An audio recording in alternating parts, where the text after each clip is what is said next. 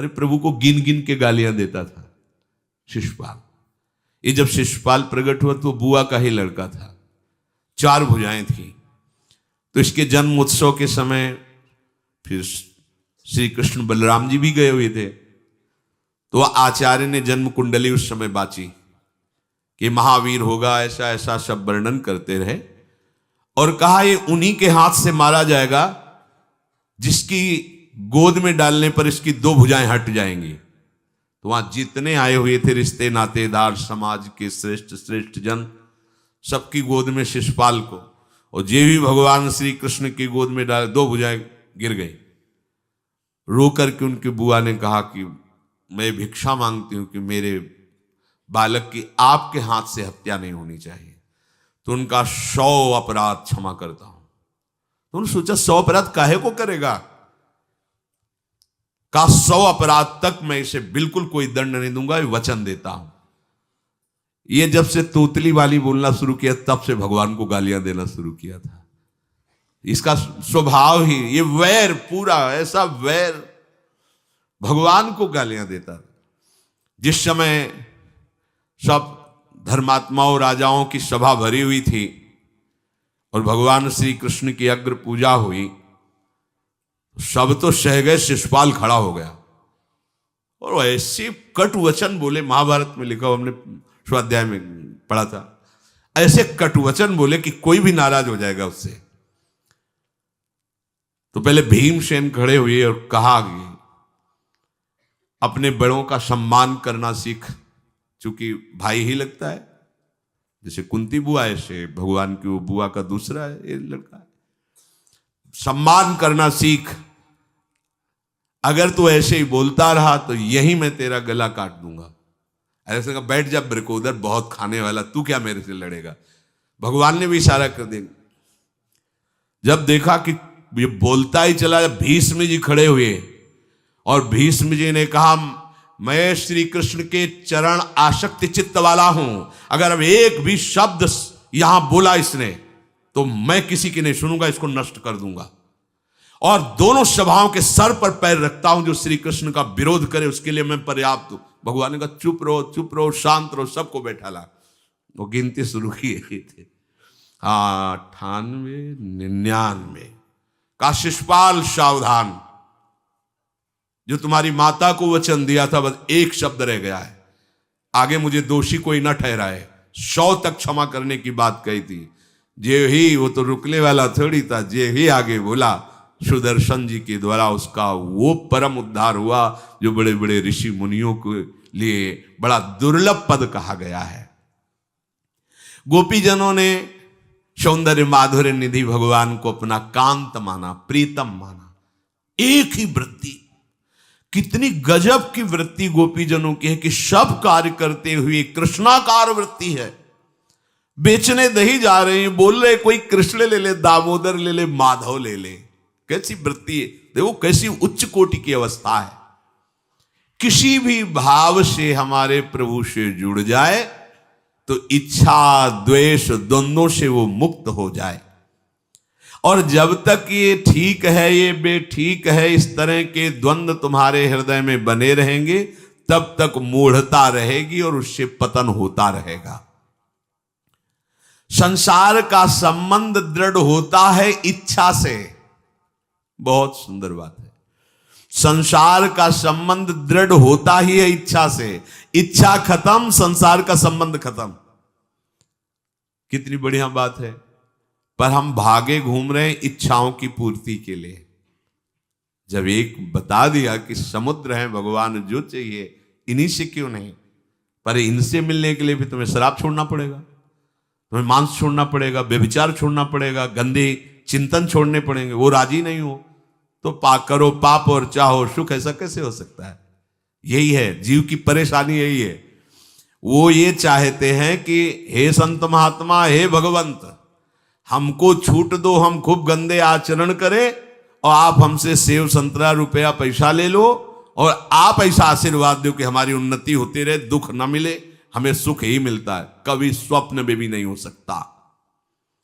तब लग कुशल न जीव कहूं, सपने हूं मन विश्राम, जब लग भजत न राम कहूं, शोक धाम तज काम।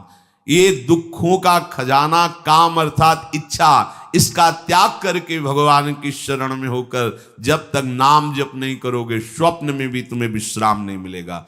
और नाम जप एक गंदे आचरण करने वालों के हृदय में नहीं हो सकता।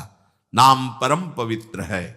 ये तभी होगा जब आपका खान पान सात्विक हो, आपका वातावरण सात्विक हो, आपका बोलना उठना बैठना सब सात्विक हो, तब नाम भगवान कृपा करेंगे आपकी जिह्वा। फिर कौन सी इच्छा रह जाएगी, कौन सी इच्छा रह जाएगी?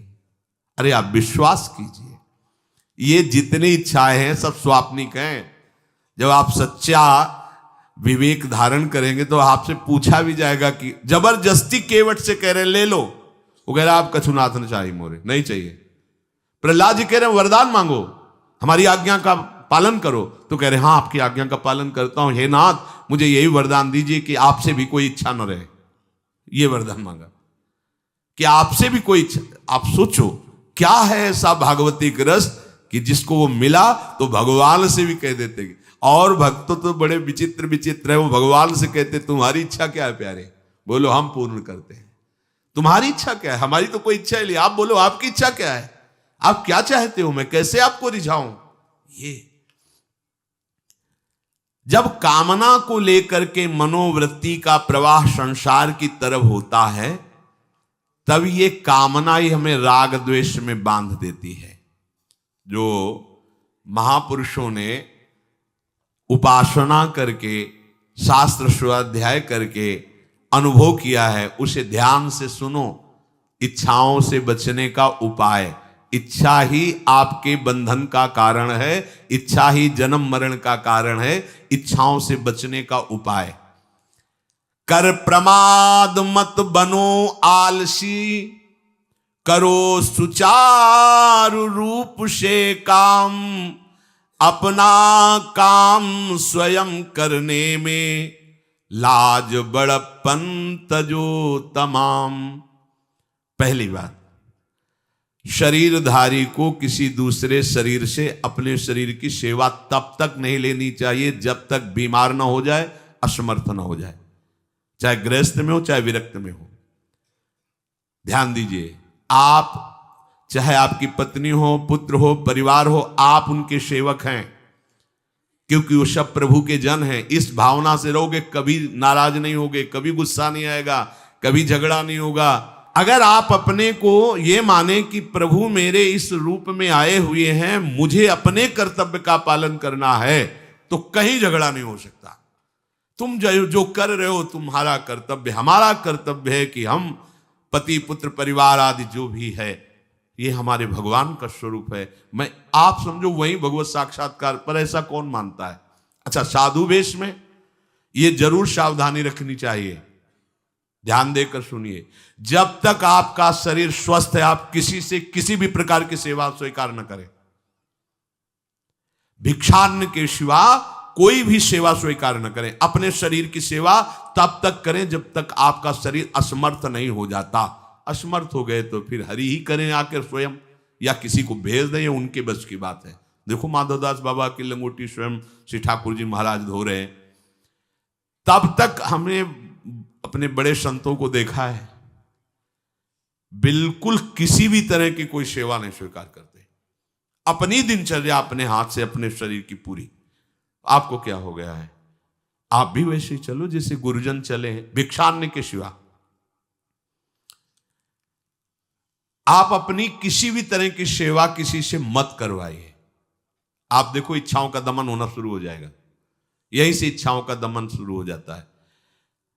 आप सच्ची मानिए, ये जो आप शरीर सुख की आकांक्षा से दूसरे से सुख लेने की इच्छा करते हैं, यही तुम्हारे बंधन का कारण है, यही तुम्हारी दुर्गति, यही तुम्हारी कमजोरी है।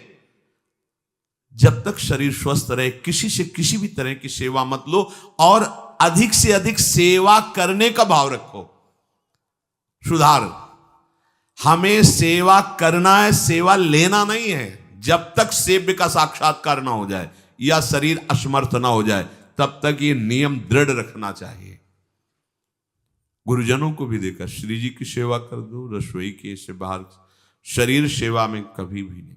कभी धोखे से ऐसे वस्त्र आदि रह गए और महाराज जी अनुपस्थित धो के जल्दी से फैला दिया तो भी डांट लगी, ऐसा क्यों किया? नहीं रखे थे महाराज जी, हमने ऐसा कर दिया। नहीं, जब तक हम कहें नहीं तब तक नहीं। आज भी सरकार अपने ही हाथ से श्री जी को भोग लगा के ही, सब हैं पर वो अपने ही हाथ से 2 रोटी भोग बना के। देखो बुजुर्ग संतों को, बड़े महापुरुषों को हमने देखा है अपने शरीर, जब तक शरीर में सामर्थ्य है तब तक, ये महापुरुषों का आदेश है, अपना काम स्वयं करने में लाज बड़प्पन तजो तमाम। अपना काम करने के लिए आप किसी को भी आदेश मत करें, किसी की भी सेवा स्वीकार न करें। हाँ, हमें भूख लगेगी तो रोटी मांग लेंगे जाकर के, क्या जरूरत है हमें किसी की सेवा स्वीकार करने की? मांगो, खाओ, खूब भजन करो, सत्संग करो, कम खर्चे वाला जीवन रखो। जरूरत क्या है? जो जरूरत है गली चलते दे देंगे भगवान, विश्वास करो, गली चलते दे देंगे। विरक्त गृहस्थ धर्म पूर्वक कमाओ, जितनी आवश्यकता प्रभु दे देंगे। ऐसा कोई त्रिभुवन में नहीं जिसकी आवश्यकता की पूर्ति न होती हो। अनावश्यक तुम्हारी मांगे जो हैं वही तुम्हें दुख दे रही हैं। आवश्यक व्यवस्था सबको भगवान दिए हुए हैं, अनावश्यक मांग के लिए तुम्हें फिर फंसना होगा। ये तुम्हारी अनावश्यक मांगे हैं, ये हो जाए, वो हो जाए, वो जो आपको जीवन जीने के लिए जरूरी है, धर्म पालन के लिए जरूरी, वो बिना मांगे भगवान दे रहे हैं सबको। देख लो। हाँ, आप कि भाई हमको उस परिकर में रहना है, उस कोर्ट से रहना है, वो सब VIP, तो हमको भी उस कोर्ट का, ये मांगे हैं तुम्हारी। तुम्हारा प्रारब्ध जितना है उतना तुम्हें मिलेगा, जो आवश्यक है वो तुम्हें मिलेगा। अनावश्यक मांगे करोगे फंसोगे, अधर्म में कूदना पड़ेगा तुम्हें। हाथ पैर सब साधन प्रभु ने दिए, दया कर तुम्हें समान, फिर क्यों उनसे काम न लेते, क्यों रखते हो झूठी शान। तुम्हारी सेवा के लिए तुम्हारे पास हाथ है, तुम्हारे चरण है, तुम्हें बुद्धि दी है, दूसरे से क्यों सेवा स्वीकार करते हो? प्रभु ने दया करके उद्धार के लिए तुम्हारे पास पूरी सामग्री दे दी, उसका प्रयोग करो। तन मन दोनों का हित करता, निश्चय शारीरिक श्रम युक्त। देखो ये है, जिसने अपना परम मंगल ठाना है वो शरीर को कभी प्रमाद में नहीं रखता, चाहे गृहस्थ हो चाहे विरक्त हो। ये आलस्य प्रमाद किसी के लिए भी ठीक नहीं है। नियत समय तक सो जाओ, इसके बाद खूब मेहनत करो, चाहे गृहस्थ हो चाहे विरक्त। विरक्त हो तो खूब नाम जप, वाणी पाठ, ब्रह्मचर्य से रहना, आसनों में बैठना, हाँ सेवा करना, शारीरिक श्रम नहीं, खूब सेवा करो, धाम की सेवा करो, नालियां साफ करो, गलियां साफ करो, जो सेवाएं में इसे श्रम करो। ब्रह्मचर्य पचाने के लिए श्रम भी तो होना चाहिए।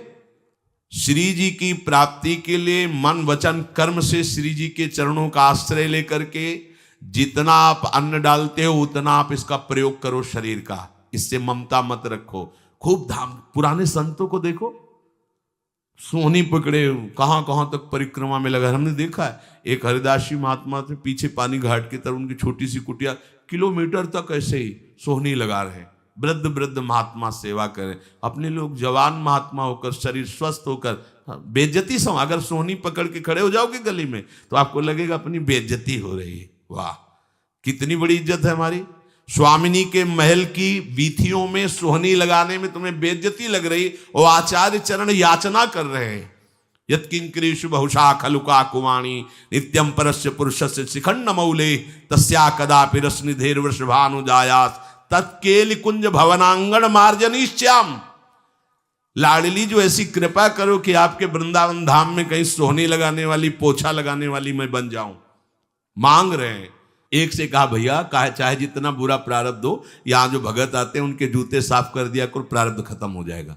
भाई आप समझो ये वो दवा है जो बेजोड़ है, इसे कोई काट नहीं सकता। अच्छा अगर ऐसे न समझो तो हम आपको समझा रहे हैं।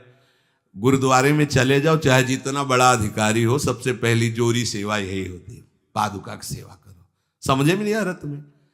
अरे जिसे हम हंसते हंसते कह रहे हैं वही तुम्हारे बंधन काटने का कारण बन जाए, यदि मान लो बात। पर वो हम जूता साफ करेंगे नहीं।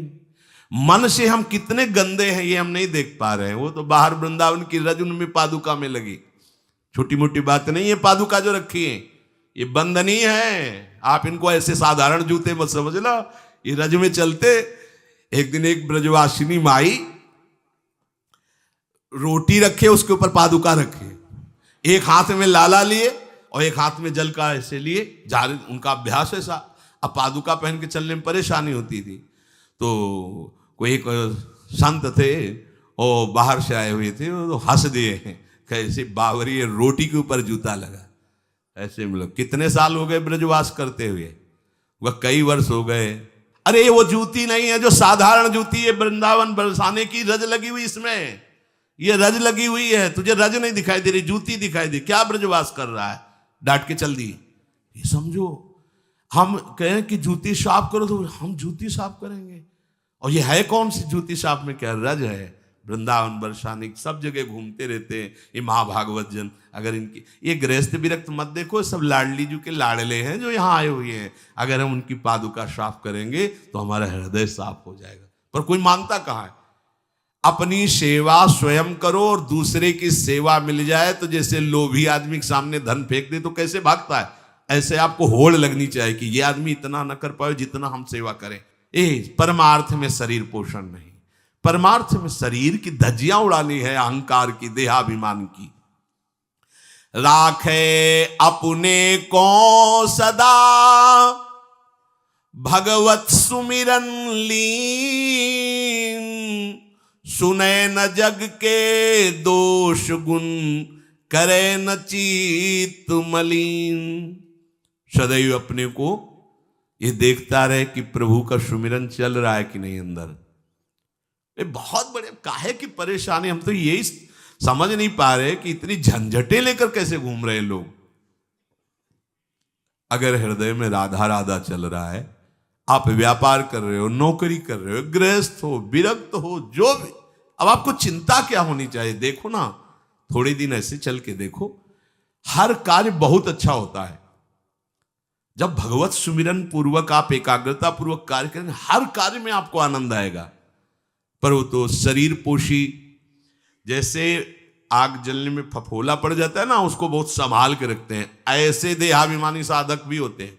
कोई कोई इतना शरीर को सजा के, इतना संभाल के कि लगता है यही भगवत प्राप्ति है इनकी, कि इनके शरीर बिल्कुल ऐसे नहीं। संतों ने देखो ना कैसे अपने शरीर के राग का त्याग किया है, गुरुजनों की आज्ञा में तत्पर होकर धज्जियां उड़ा दी देहाभिमान की, तब उनको परम पद प्राप्त हुआ है। अपने शरीर का राग रखने वाला परमार्थ में कैसे चल सकता है। कब तक फंसे रहोगे विषयासक्ति वासना में हो दीन, अरे कब तक मन में भरे रखोगे दुर्विचार दुर्भाव मलिन। जिन भोगों के लिए हो रहे तुम लालायित सुखमय जान, यही घोर दुख उपजाएंगे, बढ़ जाएगा अज्ञान। इसलिए छोड़ो सब आशा ममता आसक्ति कामना मद अभिमान, एकमात्र शरणागत होकर भजो निरंतर राधे श्याम। प्रभु की आसक्ति हृदय में धारण करो। यही समझ में नहीं आता।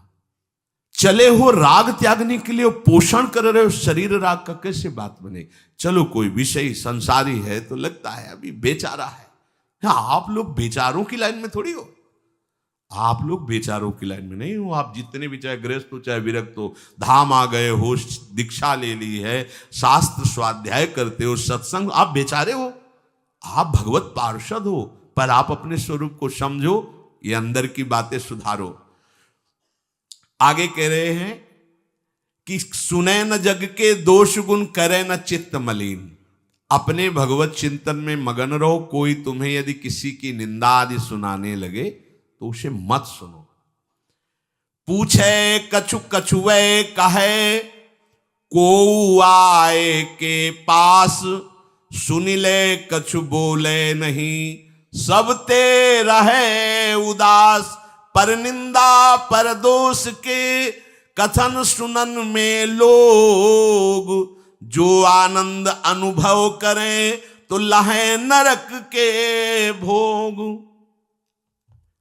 तुम्हारे पास आकर कोई तुम्हें दूसरे की निंदा सुना रहा है और अगर तुम्हें हर्ष हो रहा है, कैसी बात, कोई नामदाता सदगुरु की निंदा करे, तुम सुन लिए, कैसे तुम्हारे इस पाप का प्रायश्चित होगा? सुनने और कहने वाले दोनों को एक ही दंड मिलता है बराबर। तुम अपने गुरुदेव की निंदा सुन ली, तुम अपने आराध्य देव की अवहेलना की बात सुन ली। उपासना नहीं है, कहीं देहाभिमान है कि हम तो गुरु श्रेष्ठ है ना, गुरु जी की निंदा होती हमारी वंदना हो रही। परिणाम में लड्डू मिलेगा, खा लेना, परिणाम पक्का। पर निंदा के कीते आवत नहीं कछु हाथ, मूरख पर्वत पाप को ले चल अपने साथ। वैष्णव निंदा, भक्त निंदा, गुरु निंदा, ये तो बहुत ही भयानक है। भक्तन निंदा अति बुरी भूल करे जिन कोय, किए सुकृत बहु जन्म के क्षण में डारे खोए। कह रहे जो दूसरे की निंदा सुनने में आनंद का अनुभव करता है उसको भोग मिलेगा। काहे का? बोले नरक का भोग मिलेगा।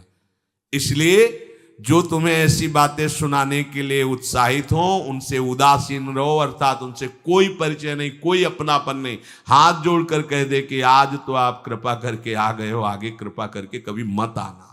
नहीं, आज हम आपका स्वागत नहीं कर रहे, आगे स्वागत करेंगे तो आप सह नहीं पाओगे, इसलिए आप कृपा करके आगे मत आना।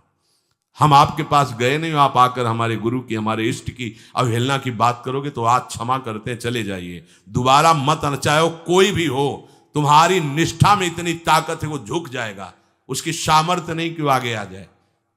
अगर हमारे कोई इष्ट की, आचार्य की या किसी भी नाम जापक की कोई निंदा करता है, हम सुनते हैं और उससे सुख मानते हैं, तो कह रहे हैं उसको नरक का भोग मिलेगा। नहीं, हमें जिस मार्ग में चलना है, हमें अपने आराध्य देव की प्रति प्रीति प्राप्त करनी है। और प्रीति प्राप्त होती, कोई भी राम कृष्ण हरि शिव बोले, सबके चरणों में हमारा नमन है, सबकी चरण धूले हमारे माथे पे। निंदा करना, अरे सब जगह भगवान है, ये बात देखने के लिए तो हम चले, हम निंदा स्तुति। अगर कोई हमारा मित्र बनता है, हमारा निज जन बनता है और हमको हरि गुरु इष्ट आदि की किसी भी तरह की कोई निंदा, हमें बिल्कुल बर्दाश्त नहीं करना चाहिए और दूरी बना लेनी चाहिए, कभी उससे संभाषण नहीं करना चाहिए। कहे न अपनी बात कछु, सुने न पर की बात, एक निष्ठ प्रभु में रहे, बसो सदा दिन रात। अपने हृदय की भक्ति की बात सहसा किसी से ना कहे और ना किसी की बात सुने, क्योंकि हमें अपनी आचार्य निष्ठा, गुरु निष्ठा से चलना है। आप अपनी निष्ठा से चल रहे हो, हमारे काम की है नहीं, क्योंकि अब हम बदलने वाले हैं नहीं, तो तुम्हारी निष्ठा से हमें कोई परिवर्तन होने वाला नहीं। और हम अपनी निष्ठा के बाद तुमसे इसलिए नहीं कहेंगे कि वो तो इष्ट मिले और मन मिले, मिले भजन रस रीति, तब वो बात कहनी चाहिए, ऐसा किसी से नहीं। तो क्या करे, एक निष्ठ होकर अपने आराध्य देव में दिन रात लगा रहे। ये बहुत जगह जाना, बहुत लोगों से व्यवहार करना, ये सब भजन में बाधक बात है। समिट जाओ, अपने लाडली लाल को दुलार करो, नाम जप करो, धाम वास करो, बहुत जो है, हाँ, दर्शन कर आओ। नहीं, एकांत वास करो, प्रभु खुद आके दर्शन दे देंगे, मान लो विश्वास।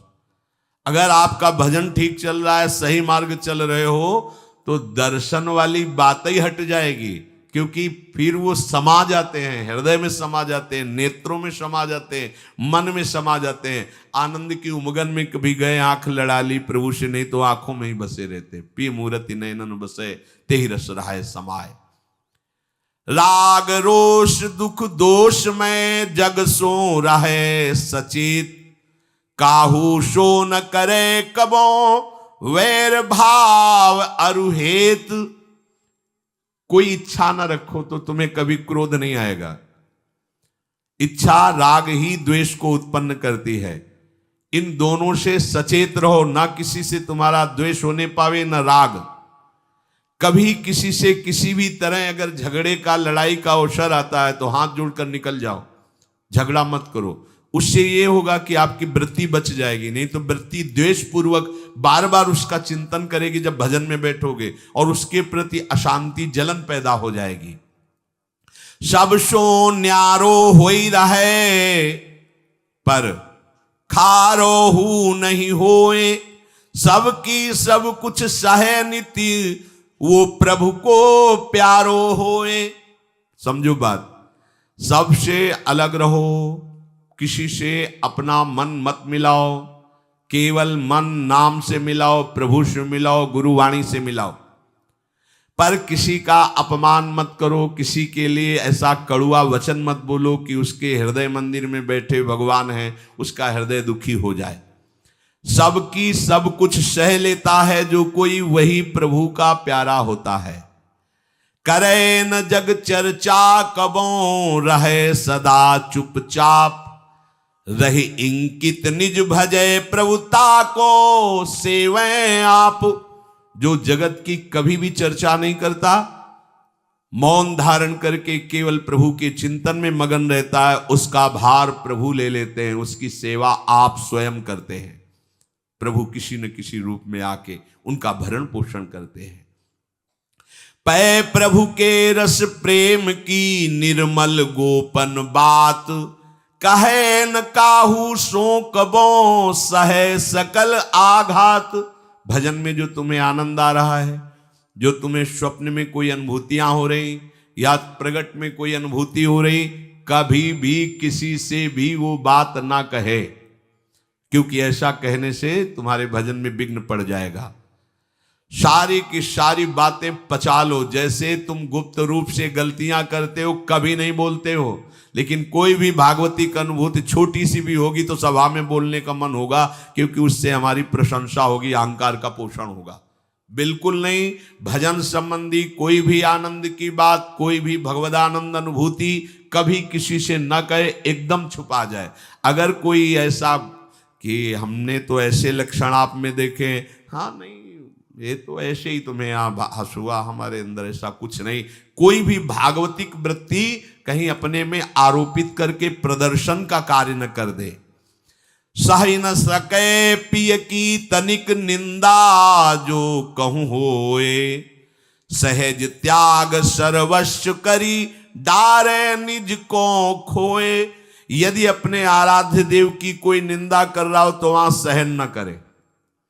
सही न सके पिय की तनिक निंदा, जो कहूं हो। संत शंभु श्री पद अपवादा, कही सुनी तास मर्यादा, काटी जीव तासु जो बसाई, श्रवण मुनि न चले पर आई। यदि हमारे कोई आराध्य देव गुरुदेव की निंदा कर रहा है, ताकत हो तो उसकी जबान बंद कर दे, नहीं तो कान में अंगुली डाले उठ के चल दे, दोबारा उसका कभी चेहरा न देखे।